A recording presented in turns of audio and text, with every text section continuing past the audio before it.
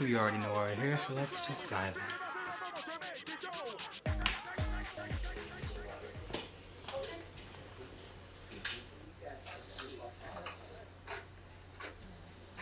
Mhm.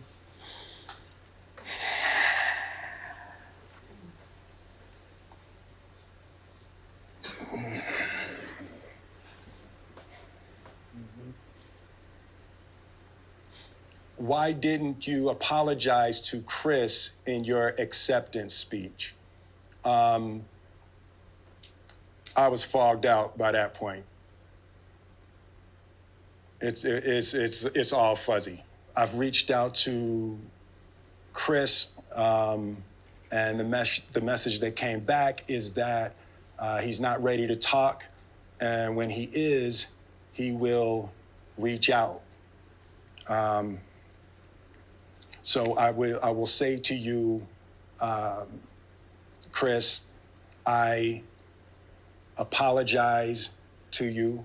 My behavior was unacceptable, and I'm here whenever you're ready to talk. Um, I want to apologize to Chris's mother. I saw an interview that Chris's mother did, and that was one of the things about that moment. I just didn't realize, and I wasn't thinking, but how many people got hurt in that moment. So I want to apologize to Chris's mother. I want to apologize to Chris's family, specifically Tony Rock. We had a great relationship. Tony Rock was my man, and this is probably irreparable. Um, I spent the last 3 months replaying and understanding the nuances and the complexities of what happened in that moment. And I'm not going to try to unpack all of that right now, but I can say to all of you, there is no part of me that thinks that was the right way to behave in that moment. There's no part of me that thinks that's the optimal way to handle a feeling of disrespect or insults. After Jada rolled her eyes, did she tell you to do something? No. It's like, I made a choice on my own, from my own experiences, from my history with Chris. Jada had nothing to do with it. I'm sorry, babe. I'm going to say sorry to my kids and my family for the heat that I brought on all of us. To all my fellow nominees, this is a community. It's like I won because you voted for me, and it really breaks my heart to have stolen and tarnished your moment. I can still see Questlove's eyes. It happened on Questlove's award, and you know, it's like I'm sorry really isn't sufficient. What would you say to the people who looked up to you before the slap, or people who expressed that you let them down? So there's two things. One, disappointing people is my central trauma. I hate when I let people down. So it hurts. It hurts me psychologically and emotionally to know I didn't live up to people's image and impression of me. And the work I'm trying to do is I am deeply remorseful, and I'm trying to be remorseful without being ashamed of myself, right? I'm human, and I made a mistake, and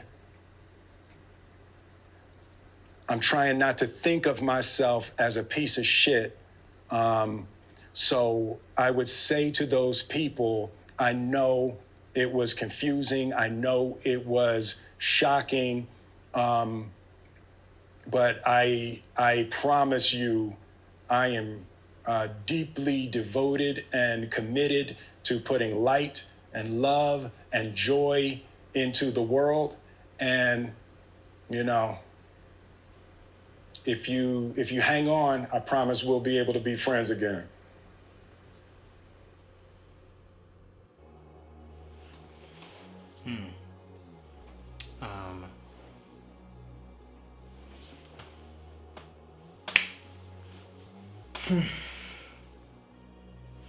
There's so many nuances within that. There's so much trauma that lives in a black man's body. And there's so much history behind it, which I don't want to get into. That could be for another video, but here's what I'll say about this situation. I think the reason why it blew up so much because we are addicted to celebrity culture and we're addicted to drama. We cared more about Will Smith slapping Chris Rock than 22 people dead in Uvalde, than 10 black people being shot down in Buffalo. We cared more because that's death. This is entertainment and drama. That's death. This is drama, you know? And we can hold on to this and we can discuss this with that. It's just wrong. So here's what I'll say. Jada and Will's relationship, we don't know. We've heard a lot about it, but we don't know what happens behind closed doors. We have no idea the trauma and the pain they go through on a regular basis as a result of their relationship potentially being as flawed as it is. We don't know. We don't know what's happened. Chris Rock has been making jokes about Jada for years. Will Smith, being a black man, thought he could get up on a stage and protect a black woman by physically assaulting Chris Rock. I'm not on one side or the other, honestly. Hitting someone may not be the greatest way to solve something, but I understand why he did it. And I'm not up to talk about the white respectability politics. I couldn't care less. I don't care. I don't. And if anything, if this would have happened at the NAACP Awards or the BET Awards, who would have cared? Would have been trending and then goodbye. But because it was at the Oscars, darling. It was at the Oscars and we're here to get our tea and drink our wine. The rich white people, of course, like, oh my God, that was so traumatizing, babe. It's like, what would we... And on the other hand, he did something wrong and Chris did something wrong. And now they have to deal with it. They have to move forward with healing. That's what a lot of this channel is about, is healing. Let's move forward with healing and with love, you know. Will's got a lot of trauma. A lot of black men have a lot of trauma built up in their body. And in that moment, what my father did to my mother, what happened to my mother and my father, what happened to my childhood, I need to be a man. I need to protect my wife. Boom. One slap. The slap heard around the world. And everyone was like, was that a skit? Was that a skit? Was that a skit? What happened? No, that wasn't a skit.